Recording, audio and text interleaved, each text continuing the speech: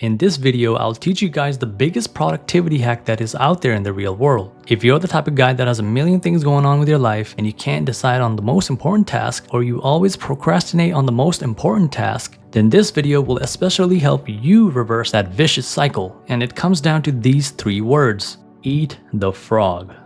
Say you and I were going out for lunch and I force you to eat a frog. You have to eat it and there's no way around it. But I give you a choice on when you can eat it. You can either eat it before your lunch or after. What will you choose? Now, if you're someone that lacks critical thinking or foresight, then you'll say, oh, I'll just eat it after I have my lunch, which is the wrong answer here. If you are the type to delay gratification and see the forest for the trees, then you will eat the frog first before you have your lunch.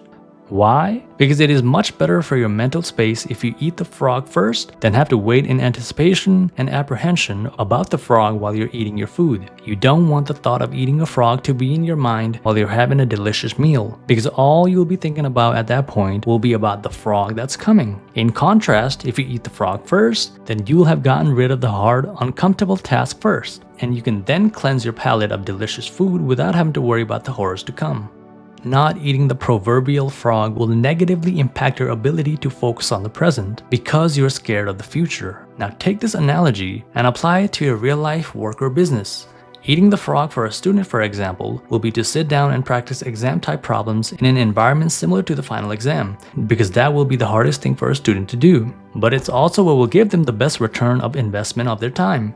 A student that doesn't eat the frog will wake up and the first thing they'll do is check their phone and scroll on TikTok. Or let's say they're not completely addicted to social media, so he pushes it to later in the day. But when that time comes, he folds and realizes that he has to do some other thing instead. He failed because he delayed the necessary task in favor of something pleasurable in the short term. One of the reasons this principle is so powerful is it destroys our inclination to procrastinate. If you force yourself to do the most uncomfortable and difficult task first thing in the morning, then the rest of your day will be a breeze. But if you choose to indulge in instant gratification, well then when the moment comes for you to study and do the big task, it'll be like climbing a mountain, and you'll expend so much willpower and mental energy which you could have been using solving problems, and guess what? Everything is a hassle.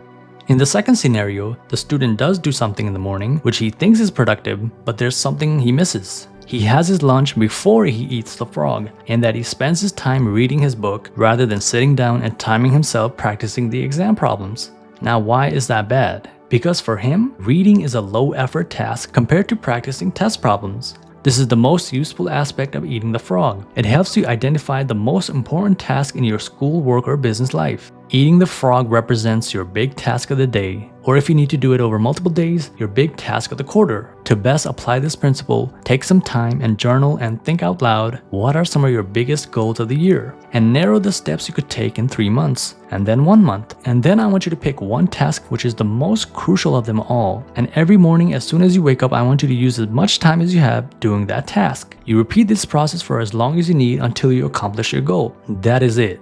If you can't narrow down a big task, then I suggest you use the 80-20 rule to filter out all the unnecessary or shallow tasks out of your routine. Here is a video where I go in depth about this rule and how you can use it to maximize your productivity ROI.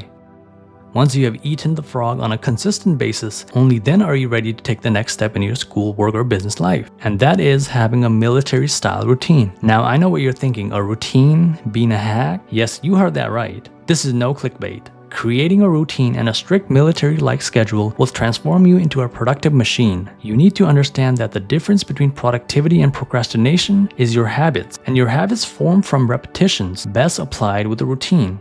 The routine is just the next step after you form your habit of doing the hard things as soon as you wake up. And if you're the type of guy to watch productivity and self-improvement videos on YouTube, then you've probably heard about the morning routine that everyone harps on. You know, the business morning routine where you wake up at 4 a.m., exercise at 4:30, do deep work at 6, and have breakfast at 7. Now that sounds cool and all, but it's not very practical to most people because they can't force themselves to go to bed at 7 or 8 p.m. So when I see shorts where guys indoctrinate their viewers on having a super early morning routine in the hopes of becoming a successful entrepreneur, I'm like, yeah, that's not how that works. Yes, morning routines are powerful, and I encourage everyone to have one, but don't fall for the trap these guys set on the specific times of a routine. Your routine must be personalized for your benefit and to maximize your potential. You can't expect someone to wake up at 4 a.m. if their body refuses to go to sleep at 7 or 8 p.m. At that point, all you're doing is sleep depriving yourself, which is the biggest sin one can do to your body. Sleep is the most non-negotiable activity in your routine, and it's what I want you to block out first on our calendar.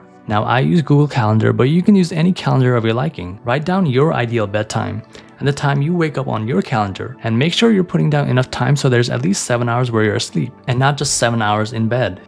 And don't be foolish to use your smartphone right before you go to sleep. It really inhibits your ability to get a good night's rest, and it's really rough on the eyes. I recommend reading your favorite novel or something that doesn't require you being glued to screens before you go to bed.